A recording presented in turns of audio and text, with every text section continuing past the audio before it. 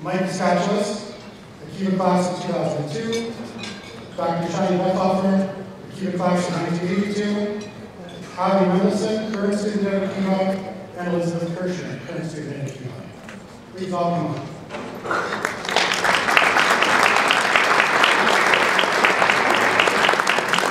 Everyone, please also come forward.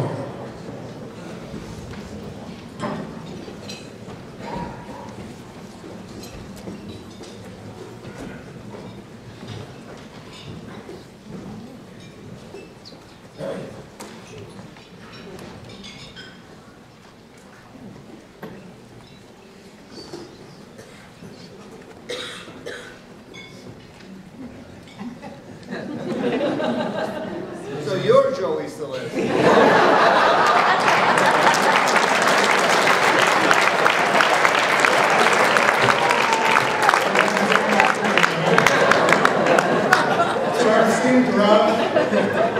Rabbi Cohen, with gratitude for your students, past and current, whom you have taught and inspired. Mazel tov on this well-deserved honor, your Akiva family.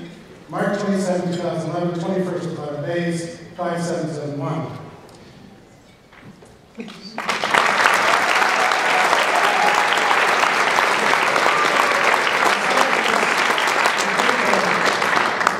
Award, we have two additional things to honor Rabbi Cohen. One is a beautiful picture that hopefully you saw outside in the lobby, painted or drawn by Dr. Michelle Sider. The picture will remain in Akiva as an inspiration for our students. Also, there will be a new sign in the Akiva parking lot as a token of 36 years. This is what you meant, right? For 36 years in Akiva, you will get a parking spot in front of the building.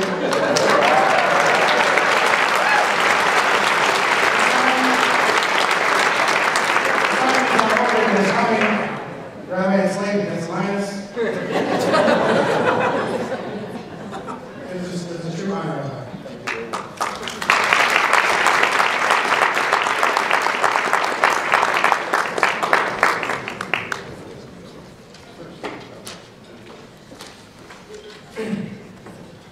When I was asked to be one of the students to introduce Rabbi Cohen, I immediately responded that I would be honored.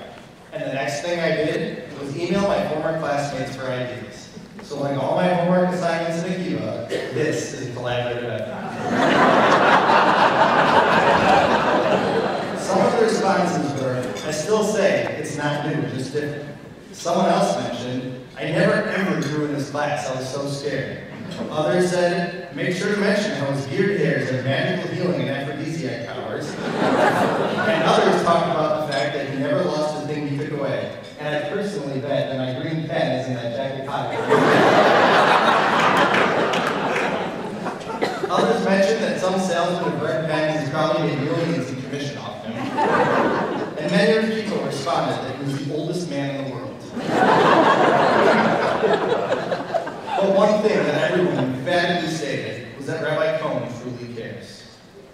He doesn't really care if you finish your homework or if you get the right answer, as long as you do two things. Number one, try your best and put in the effort. Rabbi Cohen wanted us to think about every question and every word of the Torah. He wanted to ensure that we understood how to learn, not just read the words, but actually learn the words, so he could use these skills well beyond the walls of Akiva. And number two, and most importantly, he wanted us to truly respect and love the Torah, and there could never be an excuse not to do so. So whether it be a doctor's appointment made by one of our parents, or the office calling you out of class, or even a family simcha, there could never be an excuse to miss learning the Torah he loves so much. This unyielding respect and love for the Torah have been imparted on generations of students by a man who never demanded any respect for himself, yet commands so much of it. As a former student of his at Akiva and a current student of his in life, it's my honor and privilege to introduce Rabbi Cohen as the recipient of the Abba Torah Award.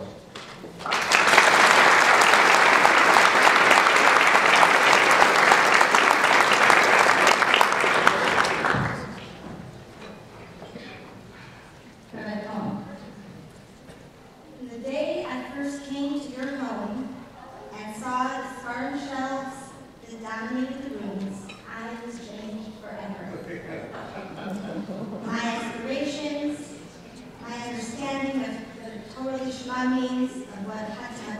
times shifted radically the more I observed you and your family, especially your lovely and Akiva, Rabbi and Akiva. Rabbi Cohen, you made me work hard, and you never allowed my thinking to be sloppy. The facile answer, loafing off, avoiding the difficult, these were anathema to you. Thank you for the passion for truth, for the passion for critical thinking. Thank you for not fearing to push us, for opening your home to us, for letting us see one wearing a right shape home. You seem to know everything. But I thank you for putting Torah at the center and holding us accountable to her. Fearless, fierce, self-effacing, and authentic. As a Jewish educator and as a Jew, I feel your influence so strongly every day. But Cohen, you didn't treat us as bunning, as children, as kids, but as bonin, as real contributors to Torah knowledge. But we feel like money.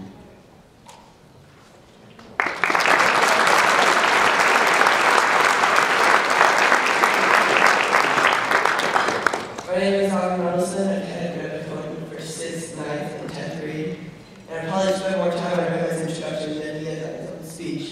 And if he doesn't take up enough time, I'm actually preparing an acceptance speech for him.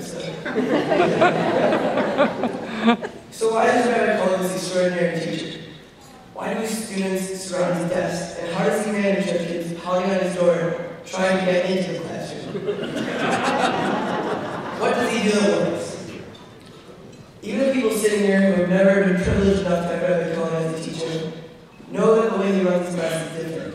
But what besides the fear that he instills in the 6th graders is it that motivates the students to want to learn? Any person who had Rabbi Cohen knows that what sets him apart from all other teachers is his unique method of teaching, that the student must learn on his or her own. There's no spoon-feeding material. The student gets out what they put in.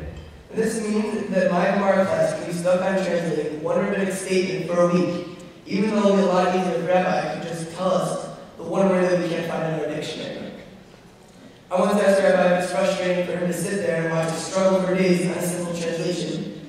And he told me that it'd be more frustrating to give us the answers and find out later that we don't remember the thing he said.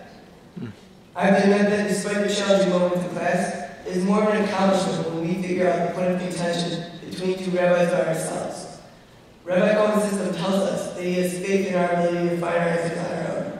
His goal for us is that we leave this classroom not just with the material that is taught, with the ability to learn on our own, think for ourselves, and find our own answers. With his method geared toward independent learning, it is obvious that Rabbi Cohen truly cares that his students continue to live lives immersed in Torah study.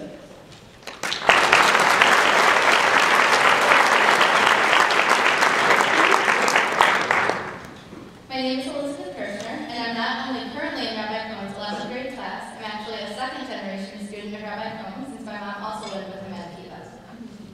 Though he is notorious for his harsh grading system, in which many a student is thrilled to receive a passing 60%, Rabbi Cohen's educational objectives stress a pursuit of more than information and even beyond skills, but rather of truth. Devoted to inspiring independent and critical thinkers, Rabbi Cohen thrusts young people into a lifelong journey of searching and a process of challenging.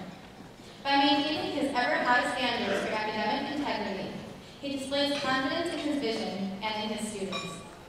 Fearless in his mission, Rabbi Cohen often questions commonly accepted norms in favor of examining the textual sources of our meaningful practices in the context of our changing reality.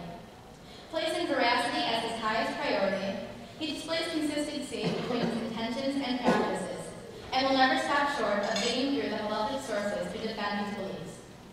Despite the continued layers of lessons students discover through his guidance, with Rabbi Cohen, what you see is what you get.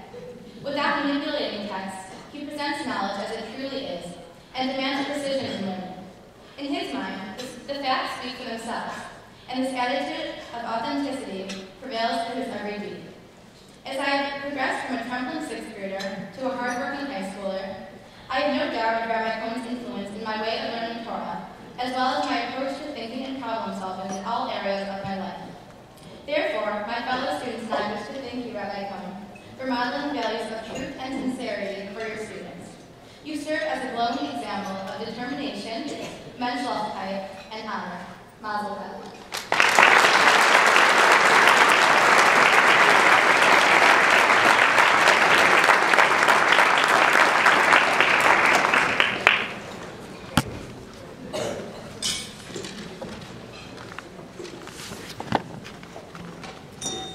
I don't know about you, but I'm ready to eat.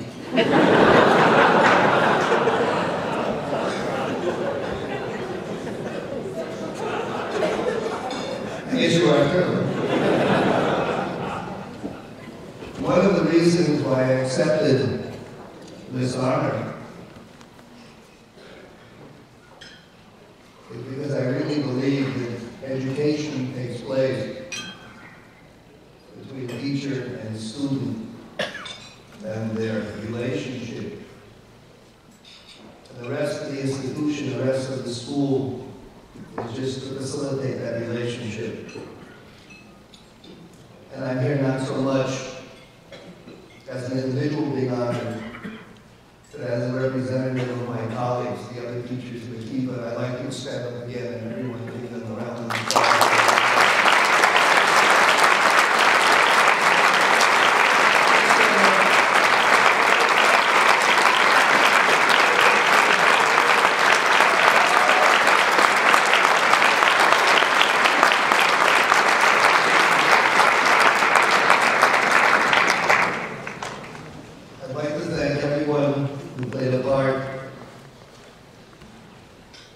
In this occasion,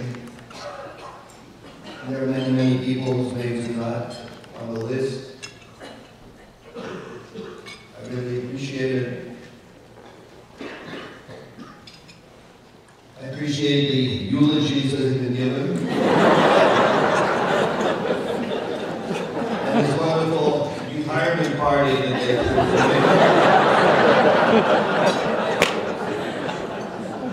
But I think it's a little premature on both sides.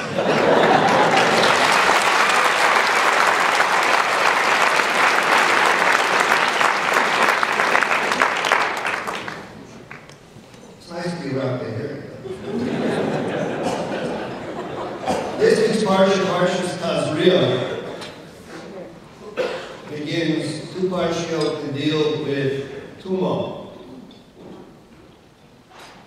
which I think, unfortunately, is usually translated in a negative sense. Tumah is simply a state, and when a person's in that state, they are restricted from doing certain things. But living a normal life will make one tameh in certain circumstances, so it can't really be negative. These parshas deal with what's called saras. First, a skin disease, and then a kind of nega, kind of plague that can come on fabric. And then in the following parsha, negabatim, where actually the walls of houses in Israel can become tameh. And in each case, it's the Cohen, it's the priest, who has to come and examine the symptoms and to declare either the person or the cloth or the house is tameh. He looks at it and he decides. And guess how many times in these two parshios it has the phrase, and the Cohen came and he saw. 37. You can count for yourself. I'm sure some of you will, especially the students here. The Cohen saw. I've been in Akiva for 37 years. And this Cohen has seen all kinds of things.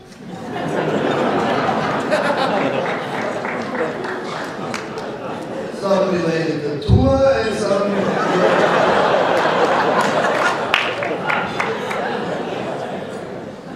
we've had administrations come and go, faculty, staff come and go. I'm still trying to graduate. Years ago, we had a teachers' union that tried to have a stranglehold on the school. There was a strike. There is no union. Under certain administrations, the teachers were taken advantage of. Oh, by the way, before I continue, in terms of the retirement, I can't afford to retire. Akiva doesn't have a pension.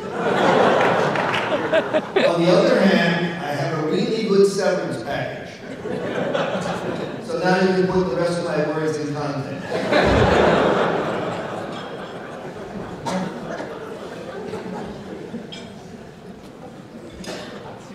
We've had administrations over the 37 years that were self-promoting,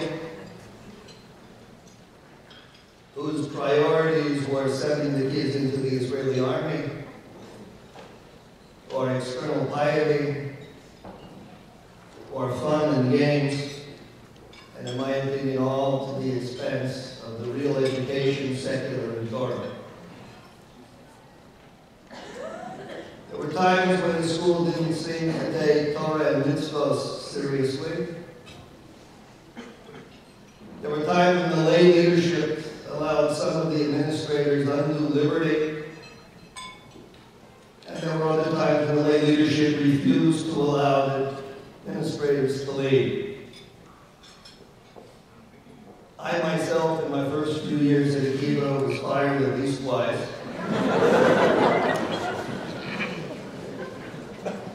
There are probably some who wish it had stopped. For an extended period, I wasn't allowed to teach high school. In the recent past, I was relegated to teach 5th and 6th grade only. Luckily, thanks to Terry Janetti and others, that didn't come to pass.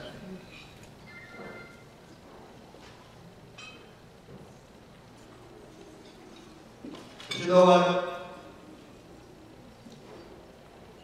Take a look at the products over the years. The adults that used to be Akiva kids, and see what Akiva has accomplished.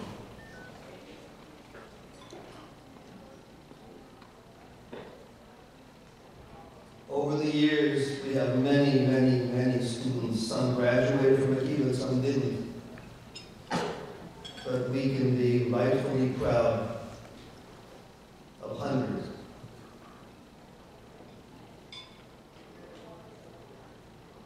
They are fully Torah-observant Jews, contributing in manifest ways to the Jewish and larger community.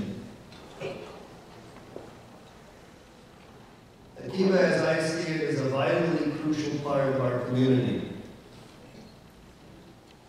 dedicated to educate the next and future generations of Torah-committed Jews, both male and female, to observe mitzvahs and learn Torah on a real intellectual level, without fantasy and superstition. A reality-based Judaism accepting science and Western civilization as valuable and compatible with the truth of Torah.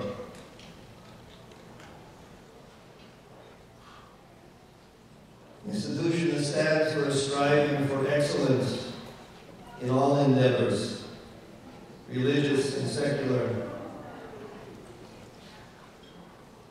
stands for a commitment to making the state of Israel a real Kiddush Hashem, a credit to the Jewish people, the Jewish religion, and the one God of all. The Detroit community, and in fact, world Jewish community, needs what Akiva has to offer. Torah observance based on authentic halacha, without extremism and fanaticism, learning based on real understanding, and a way of Torah through lifestyle and family life that all Jews would want to emulate, and to be a real center of Kiddush Hashem